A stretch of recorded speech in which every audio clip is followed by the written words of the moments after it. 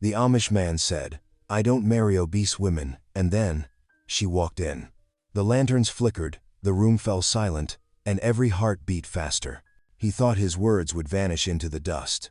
But now the woman who heard them has the power to change everything. She isn't just a stranger, she's strong, kind, and carries secrets that cut deeper than any blade.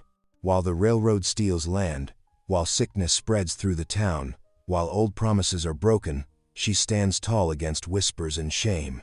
And the man who shamed her? He must decide if his pride is stronger than the truth, or if he'll fight beside her before everything he loves is torn away. When justice collides with mercy, when treaties meet betrayal, and when a single cruel word threatens to destroy a community, will courage and faith be enough to heal the wound? Or will his silence cost him the only woman who could save them all? Tell me in the comments where you're watching from right now, and if this story speaks to you. Make sure you hit subscribe so you don't miss the next one. The autumn evening had started pleasantly enough at the little white church, with tables groaning under the weight of golden pies and hearty casseroles.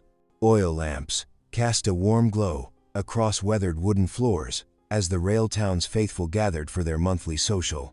The scent of cinnamon and fresh coffee mingled with the crisp October air drifting through open windows. Jackson Stoltzfus stood near the pie table with several other Amish men, his tall frame rigid in his simple dark clothing. They had been discussing marriages and matchmaking, a topic that always put him on edge since losing his beloved wife 3 years ago. Someone mentioned a cousin looking to settle down, and Jackson's response came sharp and unbidden.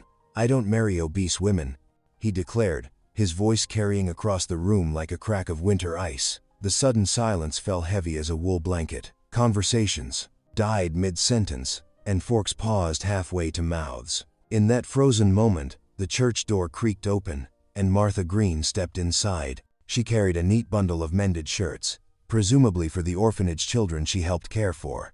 Her capable hands held the package close as she took in the scene before her.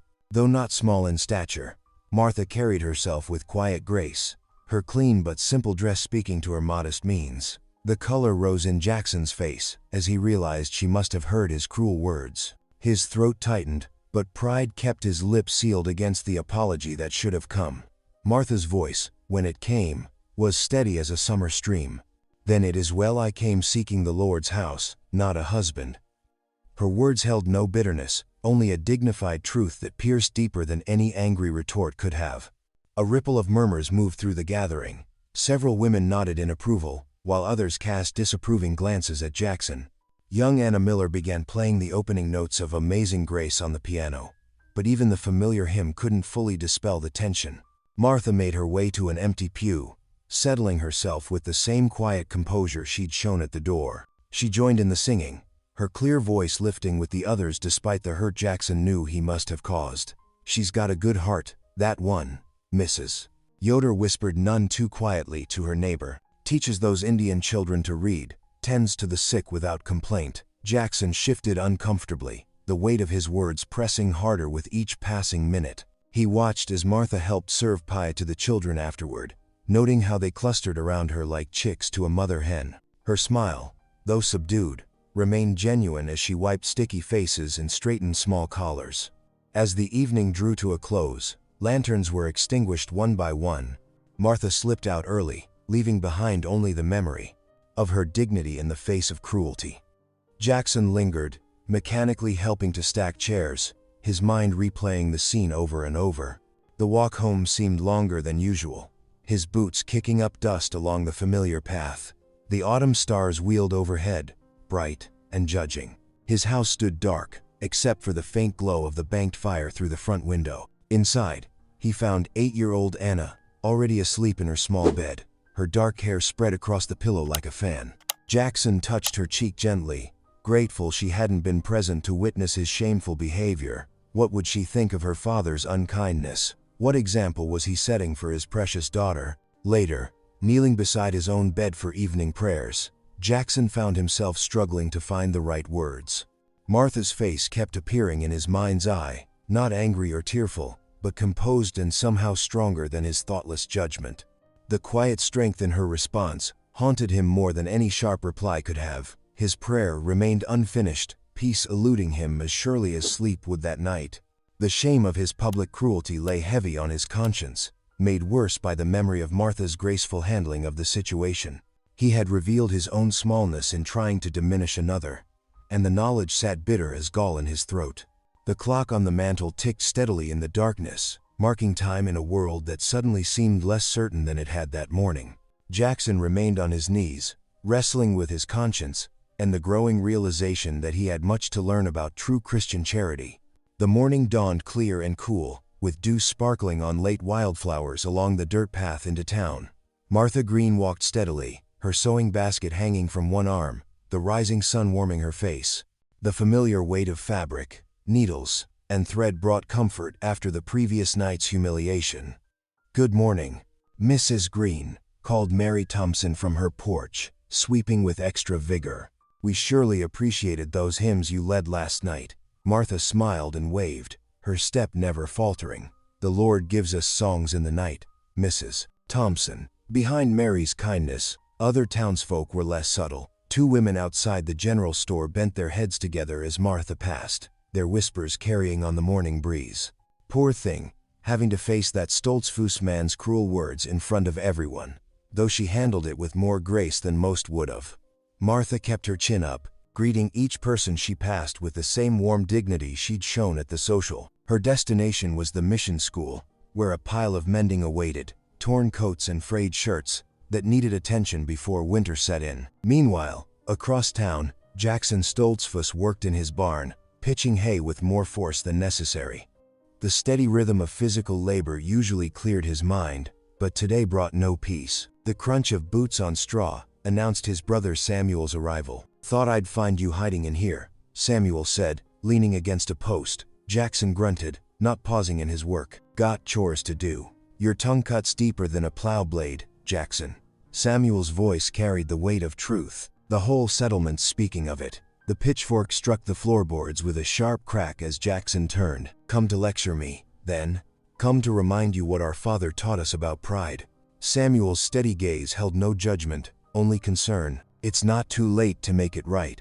But Jackson's shoulders stiffened. "I've got work to do," he repeated, though his movements had lost their earlier certainty. Throughout the morning, Jackson found reasons to avoid the usual route past the orphanage where Martha volunteered. He took the long way to the feed store, doubled back to check fences that didn't need checking.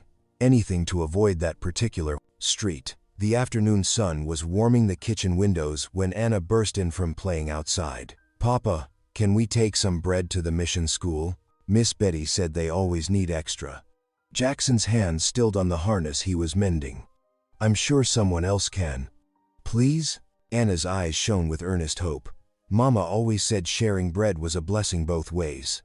The mention of his late wife's wisdom struck home. Jackson looked at his daughter's pleading face and felt his resistance crumble. "Get the basket then," he said quietly. The mission school occupied an old meeting house at the edge of town, its weathered clapboards glowing golden in the late afternoon light. Jackson hesitated at the bottom step, but Anna was already pushing through the door, bread basket clutched tight. Inside, the main room hummed with quiet activity. Children bent over primers and slates while an elderly teacher helped with letters. And there, by the window, sat Martha Green. Sunlight caught the silver thimble on her finger as she carefully stitched a torn coat sleeve, her attention fully focused on her work. A small boy stood beside her, waiting patiently as she repaired his only coat. His bare feet and patched trousers spoke of need, but his expression held complete trust in Martha's gentle hands. "There now," Martha murmured, tying off her thread.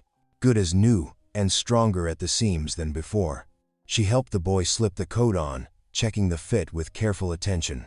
"Thank you, Miss Martha," the boy whispered, touching the mended sleeve with wonder. Anna skipped forward with the bread basket. "Miss Martha, we brought fresh bread." Martha's smile bloomed warm and genuine for the child.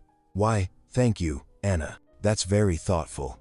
Her eyes flickered briefly to Jackson before returning to her work, her acknowledgement of his presence as minimal as politeness allowed. Jackson cleared his throat. "We're much obliged for all you do here," he managed, the words feeling clumsy and insufficient. Martha's needle never paused as she began mending another garment. She gave a small nod, but said nothing, her silence more eloquent than words. As dusk began painting the windows purple, Jackson watched Martha gather another child's torn shirt into her capable hands. Her patience seemed endless, her kindness steady as a heartbeat. The same quiet strength he'd witnessed at the social showed in every gentle movement, every soft word to the children who clearly adored her. The weight of his thoughtless cruelty pressed harder on his conscience with each passing moment. He could not simply dismiss Martha Green as he'd tried to do. Her dignity in the face of his unkindness, her generous service to these children, these things demanded recognition, and with it came the sharp sting of regret. 2 days after the incident at the mission school, worry spread through town like wildfire. At the general store, clusters of men gathered around the potbelly stove, their voices low but urgent. The bell above the door chimed as Jackson Stoltzfus entered, nodding to his fellow farmers. "They're saying the railroad's sending surveyors," Eli Yoder said, gripping his hat tight. "Mean to redraw all the boundaries, from Miller's Creek clean through to the grazing lands." "Can't do that," another farmer muttered. "We've got deeds, proper papers." "Railroad claims different," Eli replied. "Say some markers were set wrong years back." Jackson felt his stomach tighten. His own fields, passed down from his father, lay along those disputed lines. He'd planned to leave that land to Anna someday. Outside the store's grimy windows, fallen leaves skittered down the street. Near the edge of town, where cottonwoods marked the transition to open range, a different sort of meeting was taking place. Naomi, her silver hair braided beneath a worn shawl, addressed a circle of Ute families. "The papers they signed with our grandfathers promised these grazing lands would stay ours," she said, her voice carrying the weight of years. "But now railroad men come with new maps, new lines." Her weathered hands gestured to the hills where their horses roamed.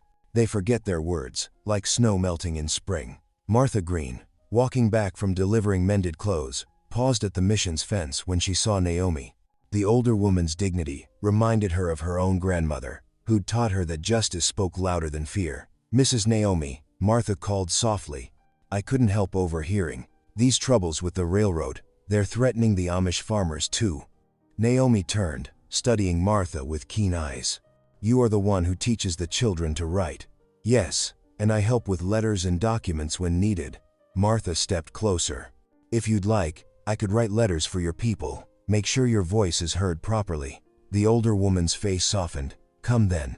Sit with us." Inside the mission's cool shadows, Martha listened as Naomi spoke of broken promises and vanishing lands. The creak of floorboards announced Jackson's arrival. He'd come to collect supplies for the orphanage, but found himself drawn to their conversation. "Miss Green," he said stiffly, hovering in the doorway. "Mrs. Naomi." "Mr. Stoltzfus," Martha acknowledged without looking up from her notes. "We're discussing the railroad's claims. They seem to threaten both your fields and the Ute grazing lands." Jackson shifted uncomfortably, but moved closer. "Heard talk of surveyors coming. They bring papers," Naomi said. "But papers can lie. Truth lives in the land itself, in boundaries our grandparents knew." Martha's pencil moved steadily across the page. "What if we wrote a petition? Together, Amish and Ute families both. Show how the railroad's new surveys ignore existing agreements." "A petition?" Jackson frowned. "Would anyone listen?" "The territorial governor might," Martha replied, "especially if it shows how this affects both communities." Unity carries weight. As afternoon light slanted through dusty windows, Martha drafted careful words. Her neat script filled page after page, citing treaties and deeds, mapping out shared grievances. Jackson found himself leaning closer, reading over her shoulder. Whereas the undersigned residents, both settled and indigenous, he read slowly, "do hereby protest the arbitrary redrawing of established boundaries." He blinked in surprise. "You have quite a gift with words, Miss Green." A faint blush touched Martha's cheeks, but she kept writing. "Words can build bridges, Mr. Stoltzfus, or walls. We choose which." The quiet weight of her meaning wasn't lost on him. As evening approached, Martha gathered copies of the completed petition. Families were settling in for supper across town, lamps gleaming in windows like earthbound stars. She moved from house to house, explaining the petition's purpose, collecting signatures from both communities. Jackson watched from his porch as she passed, her strong figure silhouetted against the deepening sky. Anna tugged at his sleeve, "Papa, isn't Miss Martha brave?" Standing up to the railroad men, "Yes," he said quietly. "Braver than some of us deserve." Later, walking home under a canopy of stars, Jackson remembered his cruel words at the social. How wrong he'd been, judging Martha's worth by her size. Her mind was sharp as any lawyer's, her heart big enough to fight for justice, not just for her own people, but for all who needed it. The evening wind carried the scent of wood smoke and coming frost. Somewhere in the darkness, a coyote called, its lonely song echoing across the divide between settled fields and open range. Like Martha's petition, it reminded him that some boundaries existed only in men's minds, while others, like the line between right and wrong, were carved deeper than any surveyor's mark. Dawn painted the eastern sky in gentle brushstrokes of pink and gold as Jackson helped Anna into their wagon. The morning air held a crisp bite, and dew sparkled on the grass like scattered diamonds. His daughter clutched her worn rag doll, excitement brightening her eyes. "Will Miss Martha be there, Papa?" Anna asked, bouncing slightly on the wooden seat. "She said she'd come help with the letters," Jackson replied, clicking his tongue to urge the horses forward. The wagon wheels left twin tracks in the damp earth as they headed toward Naomi's encampment. The sun had barely cleared the horizon when they arrived. Several Ute children ran alongside grazing ponies at the meadow's edge, their laughter carrying on the morning breeze. The animals' coats gleamed copper and chestnut in the early light, their manes flowing like dark water as they moved. Martha Green already stood near Naomi's tent, her plain dress showing dust from her walk from town. She held a leather-bound notebook and pencil, listening intently as the Ute elder spoke. The morning sun caught golden highlights in her brown hair, and her face glowed with purpose. Jackson helped Anna down from the wagon, watching as his daughter immediately ran to Martha's side. The woman's face lit up at Anna's approach, and she paused in her note-taking to give the child a warm embrace. "Good morning, Mr. Stoltzfus," Martha called, her voice carrying no trace of their previous tension. "Naomi is sharing important history about the grazing lands." Jackson moved closer, nodding respectfully to Naomi. The elder woman's eyes held wisdom earned through years of watching promises turn to dust. "The railroad men," Naomi said, her voice steady and clear. "They see our peoples as separate, different.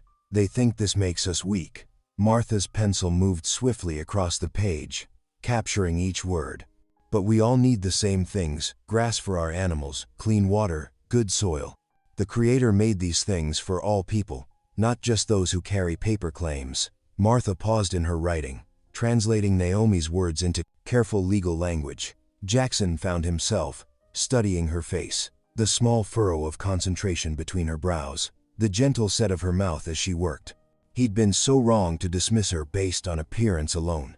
"They will try to turn settler against native," Naomi continued, her gaze sweeping across the gathered faces. "They will whisper that we cannot trust each other. But their words are like smoke, empty air that disappears in the wind." The morning stretched toward noon, and Martha shared fresh biscuits she'd baked and carried in her basket. Anna sat cross-legged in the grass beside her, giggling as Martha told stories about the mission school children. The sound of his daughter's laughter made something shift in Jackson's chest, a softening of the hard shell he'd built around his heart since losing his wife. Martha broke a biscuit in half, sharing it with Anna. Her movements were gentle, maternal. She listened with genuine interest as the child described her favorite doll's adventures, asking questions that made Anna beam with pleasure. When it came time to leave, Anna couldn't stop talking about Martha during their slow journey home. The wagon swayed gently as their horses plodded along the familiar trail. "Miss Martha's biscuits taste just like honey, Papa. And did you see how she knows all the Ute children's names? She says she's teaching them to write letters home to their grandparents who live in the mountains." Jackson made appropriate noises of acknowledgement, but his mind kept returning to the image of Martha bent over her notebook, working so diligently to help both communities. Her dedication showed a strength far more meaningful than any physical attribute. "She promised to teach me to make biscuits too," Anna continued happily. "Can she come to our house sometime, Papa, please?" The question hung in the air like the dust from their wagon wheels. Jackson thought of his cruel words at the church social, shame burning fresh in his chest. "We'll see, Anna," he said softly. "We'll see." That evening, after Anna had been tucked into bed, Jackson knelt beside his kitchen table, The lamp cast a warm circle of light in the gathering darkness.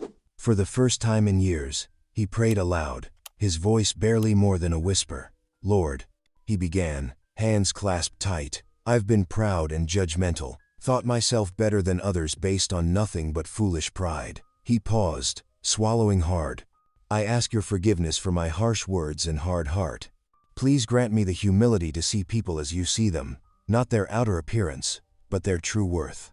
The lamp flame flickered, sending shadows dancing across the rough-hewn walls.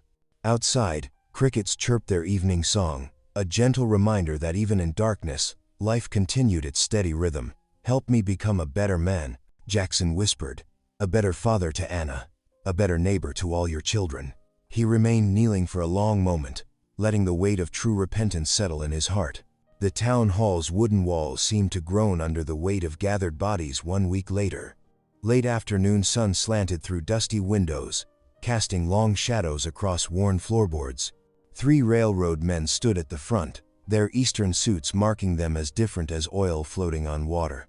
Charles Denton, their leader, tapped his polished shoe with poorly hidden impatience. "The new survey clearly shows these boundaries," Denton announced, unfurling a crisp map across the table. His voice carried the clipped accent of Boston boarding schools. "The railroad company's right-of-way extends further than previously marked. We'll need to adjust several property lines accordingly." A rumble of protest rose from the assembled farmers. Samuel Stoltzfus, standing near his brother Jackson, muttered, "Those boundaries have stood for 15 years. The original survey was imprecise." Denton said, his smile never reaching his eyes, "Progress requires accuracy. Gentlemen, the railroad brings prosperity to all. Prosperity for some," came a clear voice from the back.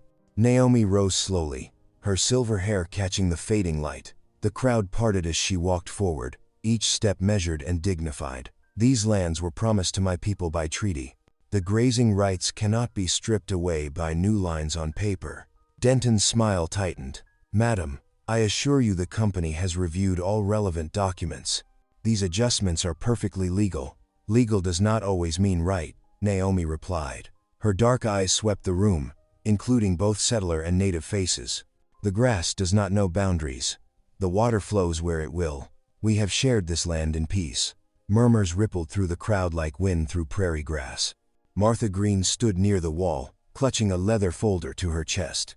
Her face showed both nervousness and determination as she stepped forward. "If I may," she said, her voice steady despite the tremor in her hands, "I have prepared a petition." She opened the folder, revealing pages of careful handwriting. It bears signatures from both the settlement families and the Ute people. "We speak as one voice in this matter." Denton's eyebrows rose as Martha approached the table. "A petition, written by you?" "Yes, sir." Martha held her head high, though her cheeks flushed at his tone. "I served as a legal copyist in Missouri before coming west. The language is proper and binding." Jackson watched from his place near the wall as Martha laid out the pages. Her penmanship flowed across the paper like black ribbons, each letter perfectly formed. He recognized names, farmers he'd known all his life, beside Ute signatures he'd watched being carefully inscribed at Naomi's camp. "This document," Martha continued, "outlines our united position regarding land use and water rights. It references the original treaties and settlement agreements." A buzz of conversation filled the room as people pressed forward to see. Jackson found himself moving closer, drawn by the strength in Martha's voice. He cleared his throat. "I support this petition," he said, the words coming out rougher than intended. "These boundaries affect all our futures, our children's futures." Denton picked up the papers with 2 fingers, as if they might soil his hands. "How quaint.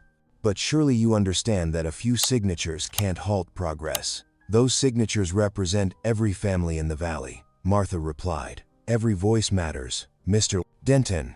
"We'll submit this to our legal department," Denton said dismissively, folding the petition into his briefcase, "though I wouldn't expect much to come of it." As the meeting dispersed, relief softened Martha's features. She exchanged quiet words with Naomi, who clasped her hand in gratitude. But Jackson's moment of pride in speaking up faded as he heard whispers from a cluster of younger men near the door. "Imagine being desperate enough to let her write for you," one said with a snicker. "She's big as a barn door." "Heard she was engaged back east," another added. Fellow came to his senses just in time. Jackson's stomach churned. He should speak up, should defend the woman who'd worked so hard to help them all. But his throat closed around the words. He watched Martha's shoulders stiffen slightly. She'd heard too, yet she kept her head high as she gathered her things. The setting sun painted the sky copper as people filed out of the hall. Jackson stood rooted, watching Martha walk away alone, her shadow stretching long across the dusty street, the weight of his silence pressed down like a physical thing. At home that night, he sat at his kitchen table, unable to eat. Anna chattered about her day, but his thoughts kept returning to those cruel whispers, to his own cowardice in letting them pass unchallenged. The shame of it sat bitter as gall in his throat. He'd found the courage to support the petition, but when it truly mattered, when simple human kindness called for defense, he'd failed again. The lamp flame flickered, and Jackson saw his own weakness reflected in its unsteady light. Days flowed like the creek waters, gentle and steady.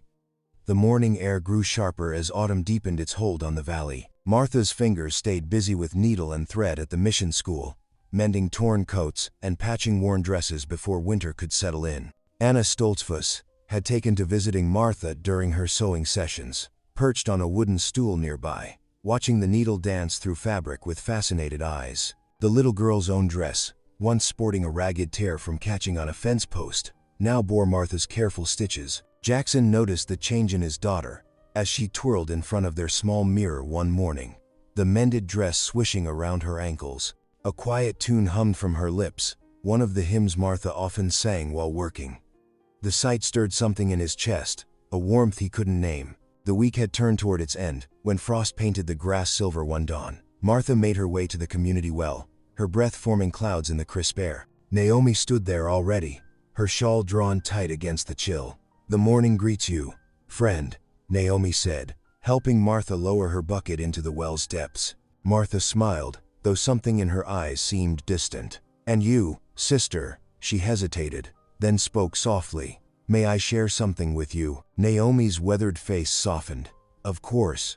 Martha's hands twisted her apron as she spoke. "5 years ago, back in Missouri, I was engaged to be married." Her voice wavered. "Thomas Whitaker, he seemed so kind at first. But 3 days before the wedding, she drew a shaky breath. He stood up in front of the whole congregation and declared he couldn't marry me, said he'd been deceiving himself, thinking he could overcome his shame at my size." Tears slipped down Martha's cheeks, catching the early light. "My family was there. His family.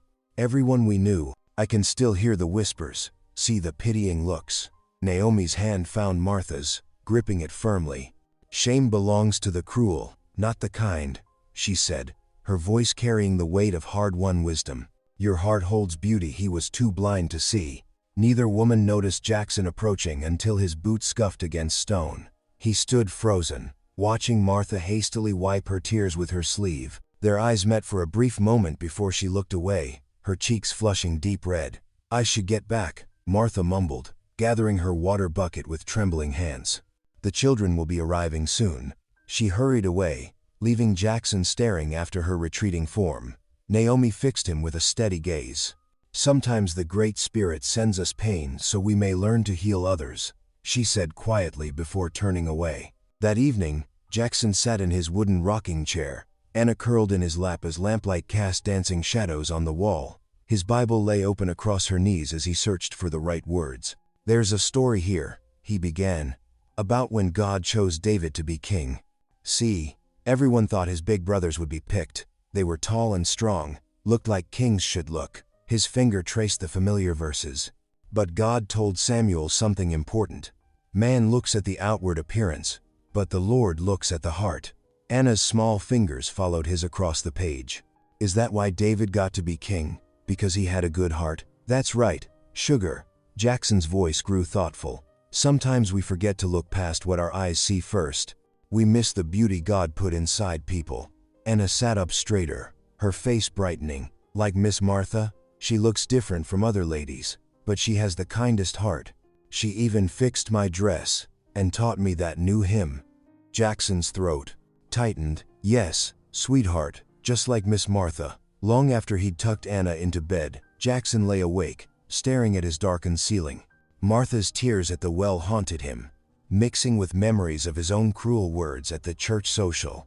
He judged her just as that man in Missouri had, seeing only the surface, blind to the grace beneath. His pride still whispered justifications, but they rang hollow now. He thought of Martha's steady kindness to his daughter, her careful work uniting the community against the railroad's threats, the dignity with which she bore others' scorn. Yet he still couldn't find the courage to stand against the whispers, to defend her as she deserved. Sleep eluded him as the moon traced its path across the sky.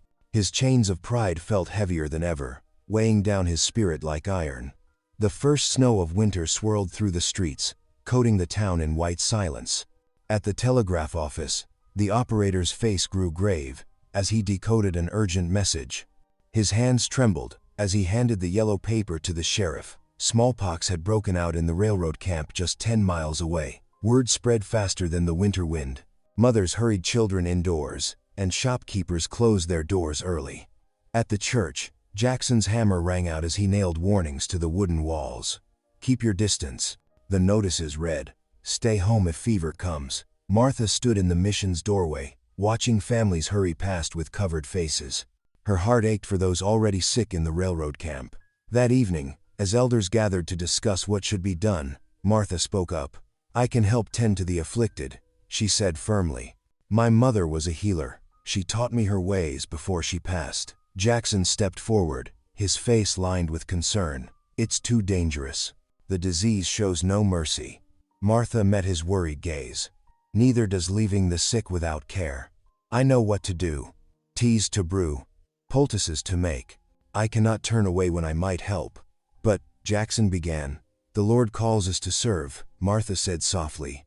"Even when it frightens us." For 3 days, Martha worked tirelessly at the mission, preparing remedies and sending them to the camp with careful instructions. The snow continued to fall, and the town held its breath, praying the sickness would pass them by. Then one morning, Jackson woke to find Anna shivering in her bed, her skin burning hot to the touch. His heart nearly stopped as he felt the heat radiating from her small body. "Papa," she whispered, "I'm so cold." Jackson wrapped her in quilts, his hands shaking as he hitched the wagon. The winter wind cut through his coat as he drove through deep snow to Martha's small house behind the mission. He pounded on her door, desperation making his voice rough. "Martha, please, it's Anna." She opened the door immediately, already dressed despite the early hour. One look at his face told her everything. "Bring her inside, quickly." Jackson carried Anna in, her small frame trembling against his chest. Martha cleared her table, laying out clean cloths and jars of dried herbs. "Put her here," Martha directed, indicating the bed she'd already turned down. "We must break the fever before it takes hold." Jackson laid his daughter down, his throat tight as he watched her curl into a small ball, shaking with chills. Martha moved swiftly, measuring dried willow bark into a pot of water. "Fetch fresh snow," she instructed Jackson. "We'll need it for the cooling cloths." While the tea steeped, Martha ground herbs for a poultice, her movements sure and practiced. "Naomi showed me this mixture," she explained, working quickly. "It draws out the heat."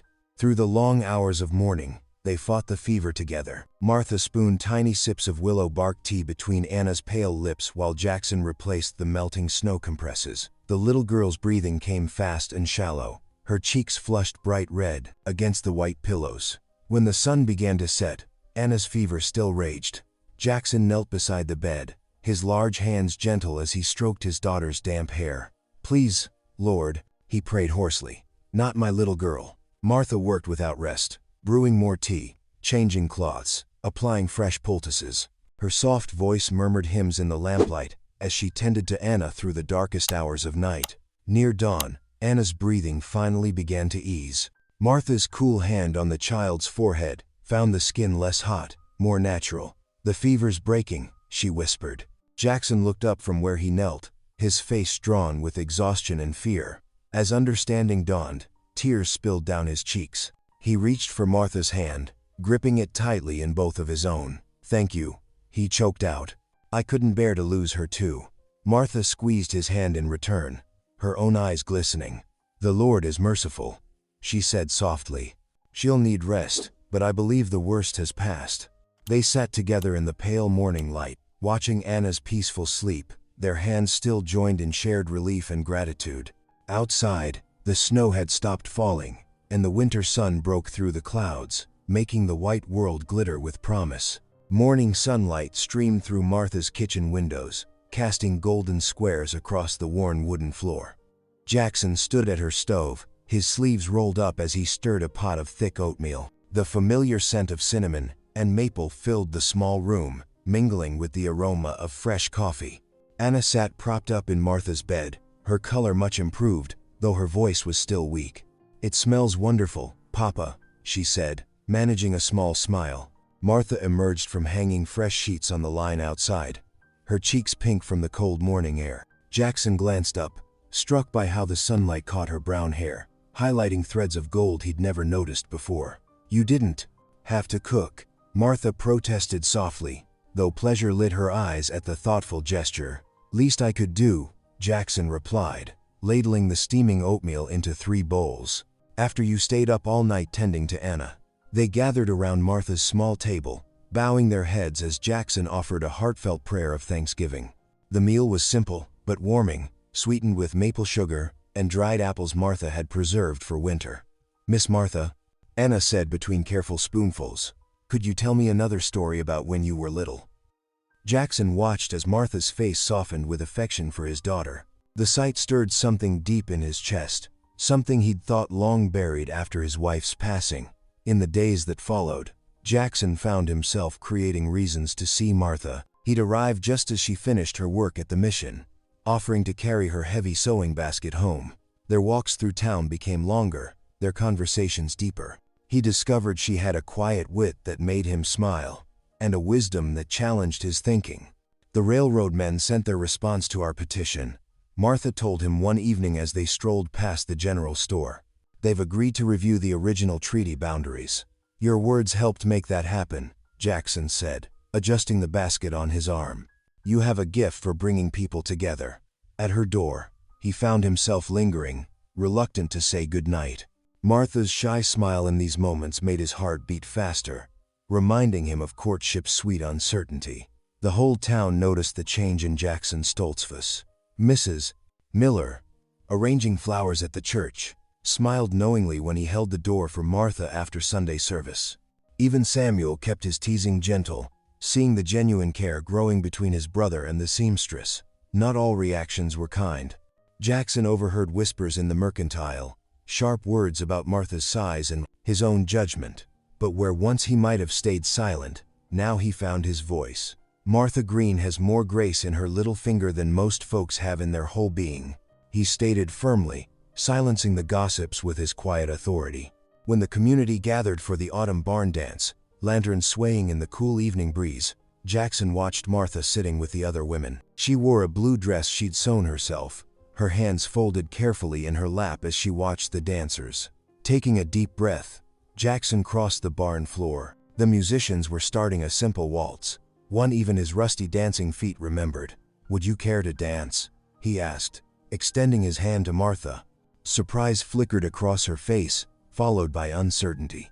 I don't know if I should, she whispered. Everyone's watching.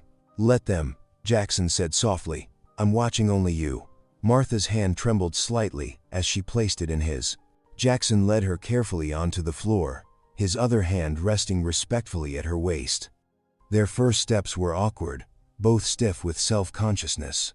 Then Anna's clear voice rang out from where she sat with the other children. You're doing wonderful, Miss Martha. Martha's nervous laugh broke the tension.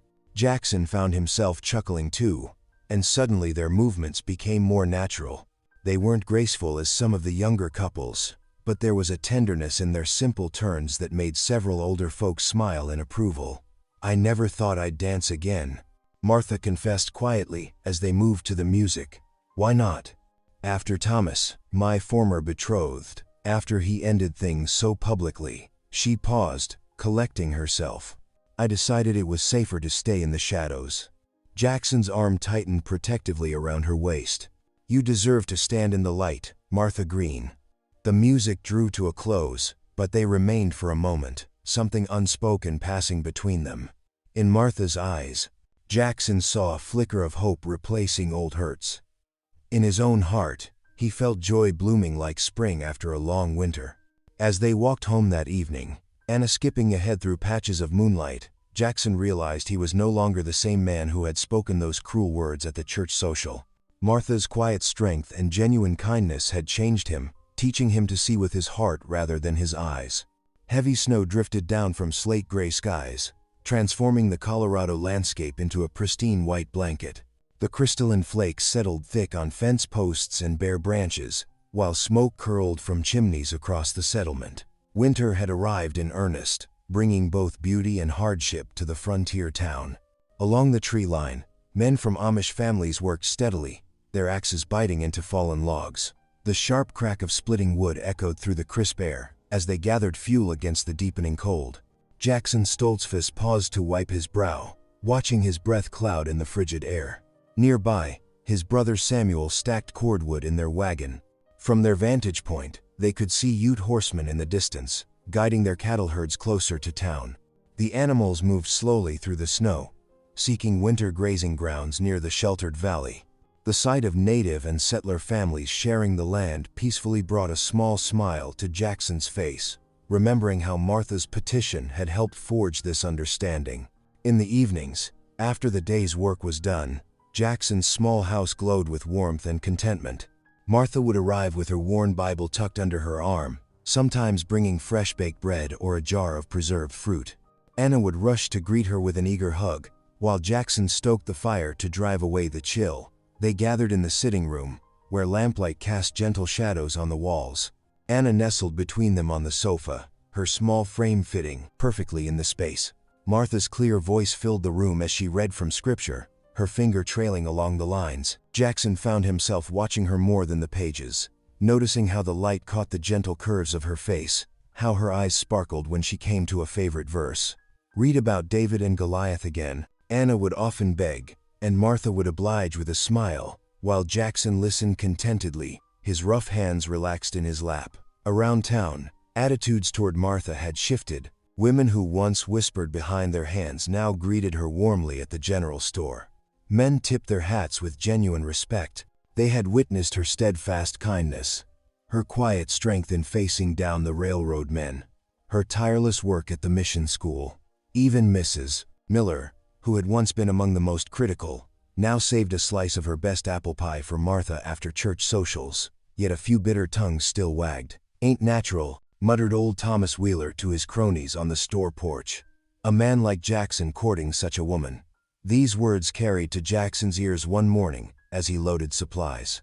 His jaw tightened, but Martha's teaching of grace held his anger in check. The peaceful rhythm of their winter evenings was broken one night by urgent pounding on Jackson's door. The clock had just struck 10, and Martha was gathering her shawl to leave when the sound startled them all. Jackson opened the door to find Naomi standing there, snow dusting her dark hair, her normally composed face drawn with worry. "Railroad men," she said without preamble. "Two of them, scouting our winter pasture at sunset. My grandson saw them marking trees, taking measurements." Martha stepped forward, her hand finding Naomi's arm. "Come in from the cold," she urged. "Tell us everything." Over cups of hot tea, Naomi explained her fears. The railroad had been suspiciously quiet since the petition, but this secret surveying suggested darker plans. The winter pasture was crucial for her people's herds to survive until spring. "We must warn the others at first light," Martha insisted, her voice firm. "Both your people and the settlers need to know." Jackson nodded, already planning. "I'll hitch the wagon before dawn. The snow's deep, but we can make it." The next morning, gray light was just touching the eastern sky when they set out.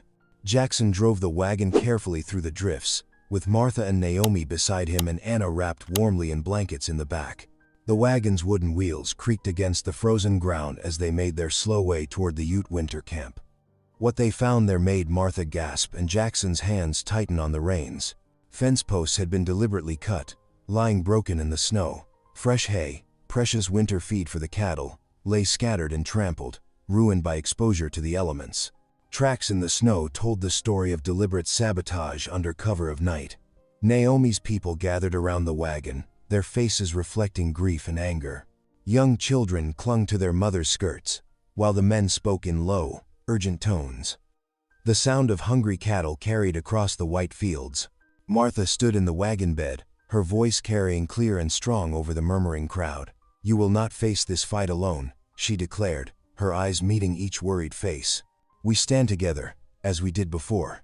The railroad men think they can break us by breaking fences, but they cannot break our unity." Jackson stepped up beside her, his shoulder touching hers. Looking at the faces before him, Ute families who had become neighbors. Martha steady and sure at his side, his daughter watching with trusting eyes. He felt courage rise in his chest. This was a battle worth fighting, not with weapons, but with the strength of community and conviction. 3 days after discovering the sabotage, the town hall's wooden benches creaked under the weight of concerned citizens. Oil lamps cast flickering shadows on the whitewashed walls, as settlers and Ute families packed the space, shoulder to shoulder. At the front, railroad agent Charles Denton stood with 2 associates, their dark suits stark against the rough-hewn backdrop. Martha sat quietly near the middle, her worn Bible in her lap. Jackson and his daughter Anna had taken seats 2 rows behind, close enough to catch the faint lavender scent of Martha's soap. Naomi and several Ute elders occupied the bench across the aisle, their faces grave. "We have reviewed the petition," Denton announced, his voice carrying clearly through the hushed room. He held up the carefully written document, Martha's neat script visible even from a distance. "And we have discovered irregularities." A murmur rippled through the crowd. Martha's hands tightened imperceptibly on her Bible. "The signatures," Denton continued, his tone sharp with accusation, "appear to have been written by the same hand." He turned to face Martha directly. "Your hand, Miss Green." The silence that followed felt thick enough to cut with a knife. Martha sat perfectly still, though her heart hammered against her ribs. She could feel dozens of eyes turning toward her, some confused, others already filling with suspicion. "That's impossible." Naomi spoke up, her voice steady and dignified. "I watched my people sign. Each made their mark of their own free will."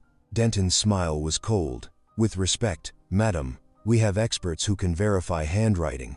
The evidence suggests Miss Green has manipulated this entire process." Jackson shifted in his seat, his throat tight. He knew the truth. He had witnessed many of those signatures himself. The words of defense rose in his mind, but when he looked around at the faces of his fellow Amish men, their expressions uncertain, the words died in his throat. "I move that we dismiss this petition entirely," Denton declared. "It's clearly fraudulent, and Miss Green should be held accountable for attempting to deceive both the railroad and this good community." Martha finally stood, her skirts rustling in the tense quiet.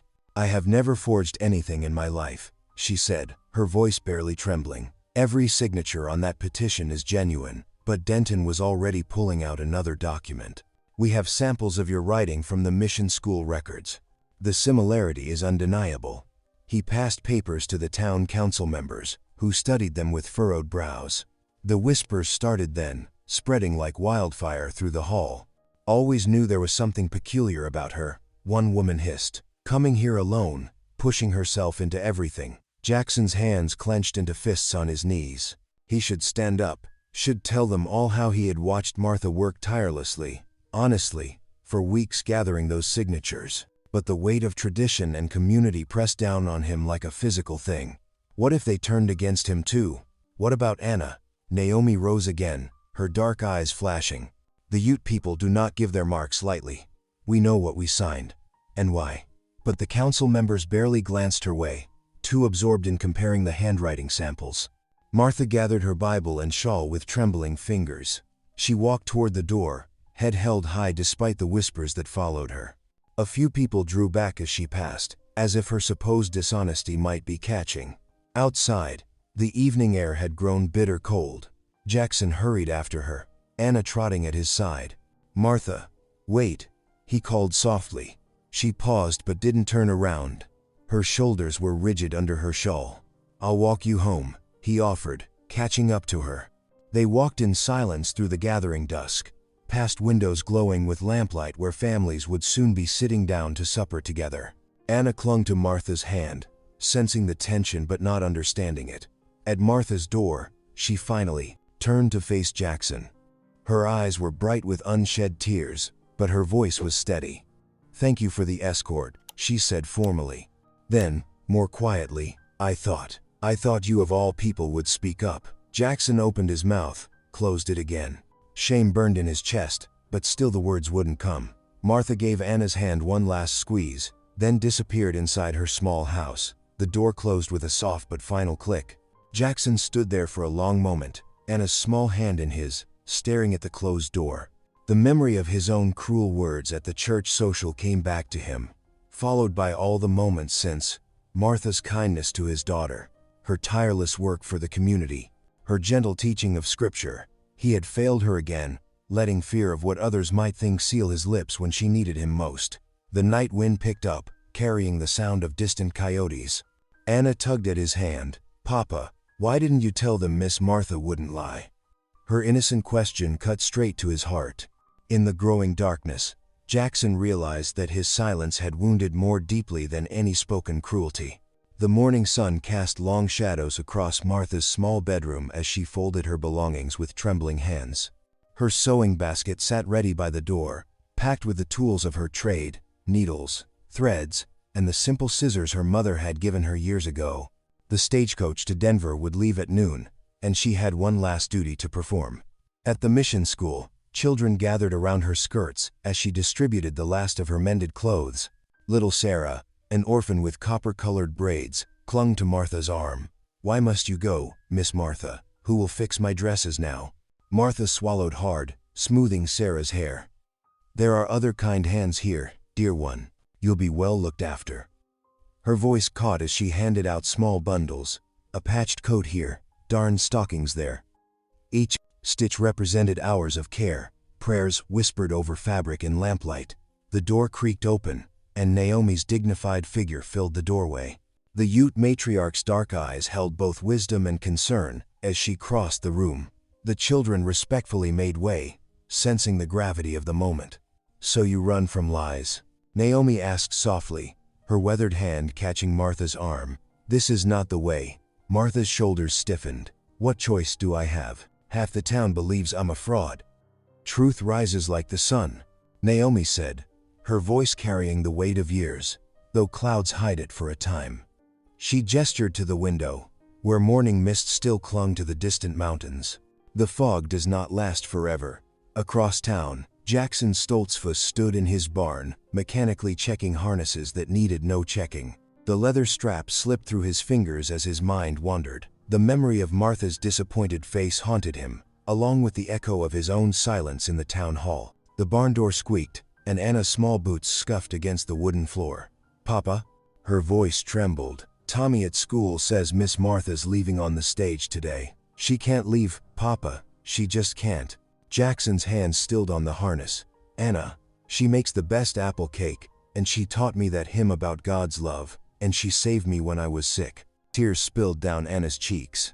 "Why won't you help her stay?" The words struck Jackson like physical blows. He sank onto a hay bale, drawing his daughter close. "I've been a proud fool, Anna. Worse than that, a coward." The day crept toward evening, shadows lengthening across the town. The church bell rang softly, calling families to evening prayer. One by one, lanterns bobbed through the twilight as people made their way to the simple wooden building. Martha stood at her window, watching the lights move through the darkness. Her trunk was packed, stage ticket purchased, yet something held her there, watching the faithful gather for worship. Inside the church, oil lamps cast a warm glow over familiar faces. Children fidgeted on hard benches while parents settled in for prayer. The railroad men had gone, but their accusations hung heavy in the air, mixing with the scent of lamp oil and wood smoke. Suddenly, the door opened. Jackson Stoltzfus strode in, still wearing his work clothes, his face set with determination. Without pausing, he walked to the front of the room and turned to face the congregation. A ripple of surprise moved through the gathered families. "Brothers and sisters," he began, his voice rough with emotion, "I must speak." He clasped his hands before him, knuckles white with tension. My pride has done great harm.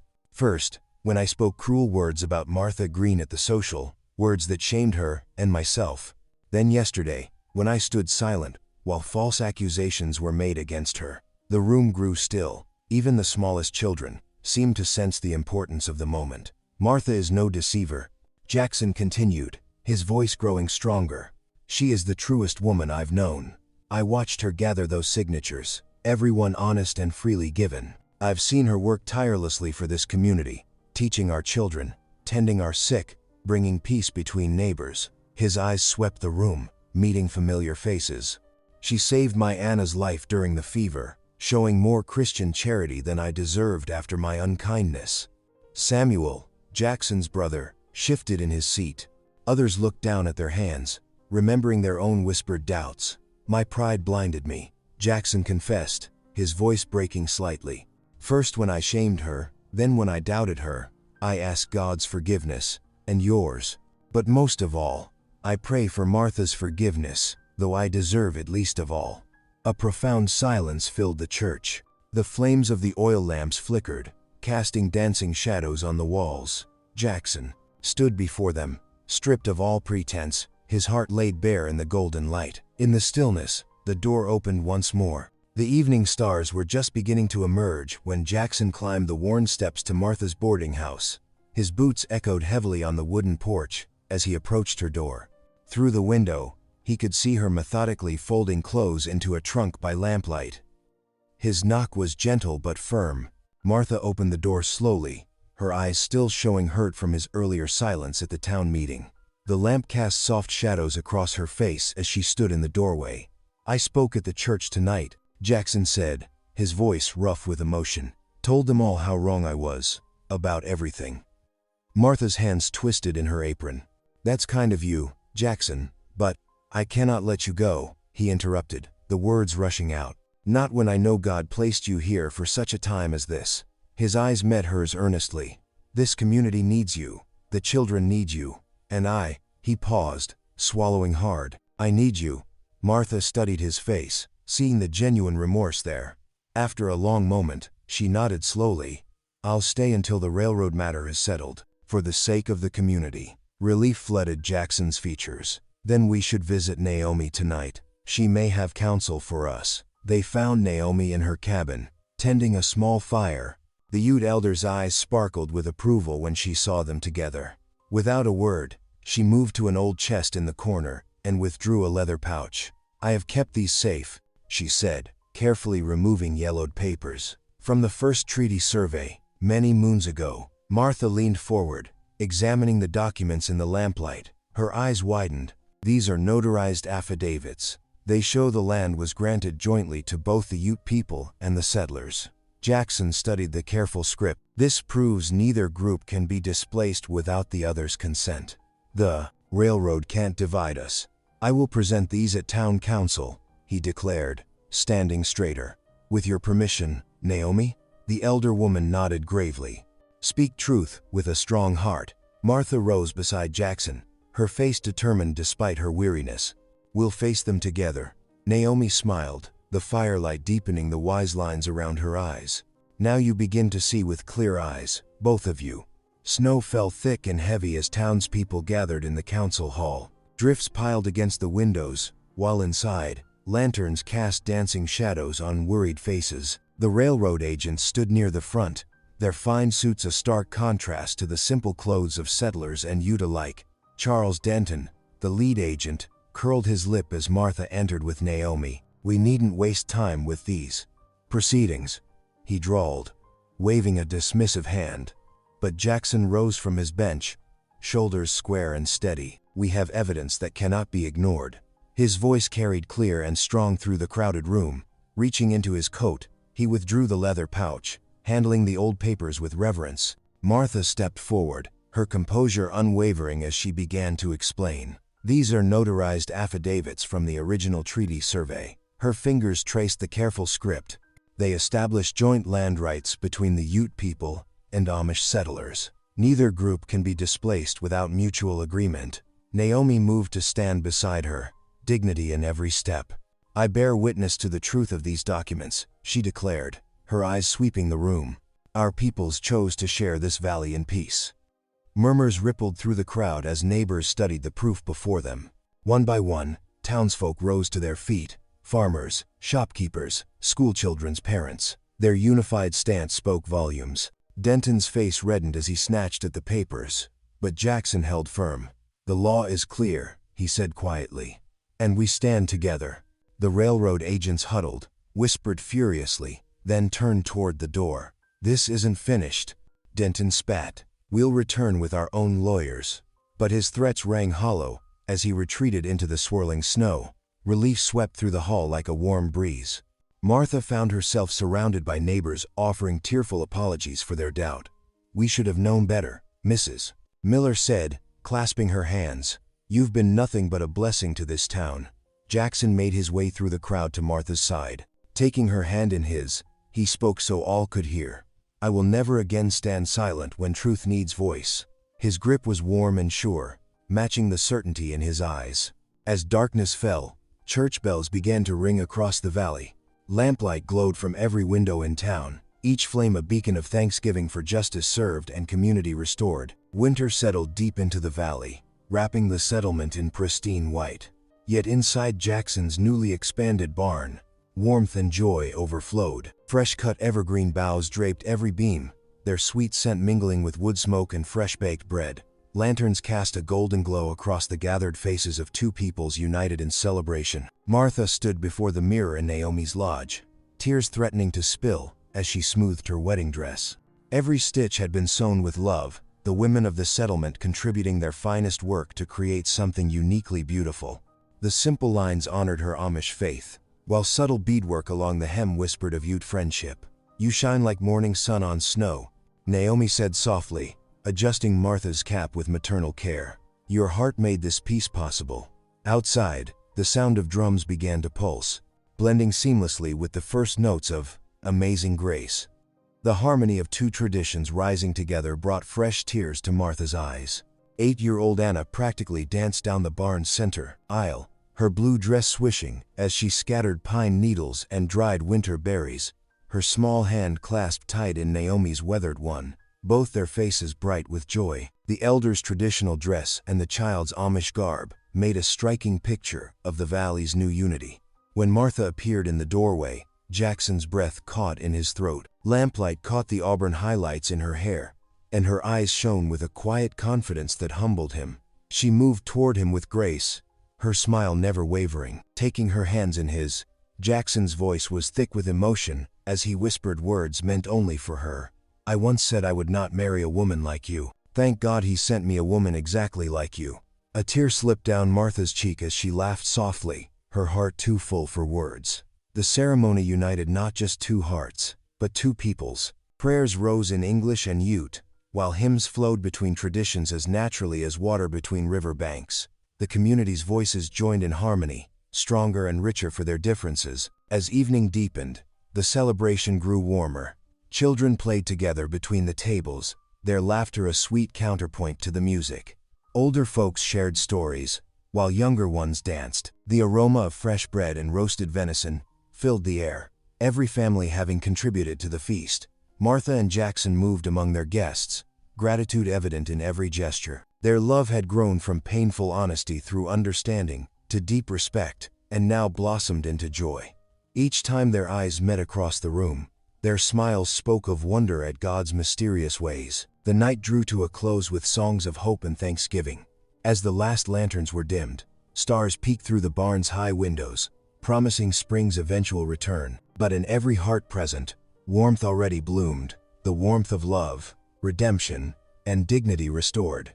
Thank you for being here. If something in this story stayed with you, I'd love to see you again. Subscribe and tomorrow, I'll bring you another story crafted with heart.